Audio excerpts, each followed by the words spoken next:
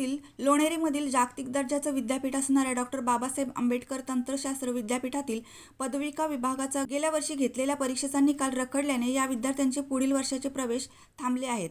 प्रवेश घेण्याची अंतिम तारीख 30 नोव्हेंबर संपली असल्याने विद्यार्थ्यांना आता दंडाची रक्कम भरून प्रवेश घ्यावे लागणार आहेत.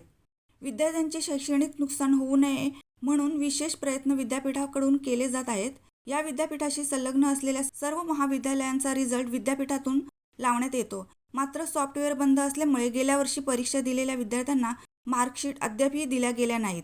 त्यामुळे या तंत्रशास्त्र विद्यापीठाचे तंत्रज्ञान बिघडले आहे की काय असा प्रश्न उद्भवला आहे. रायगड प्रतिबिंब न्यूजसाठी अरुण पवार, माणगाव.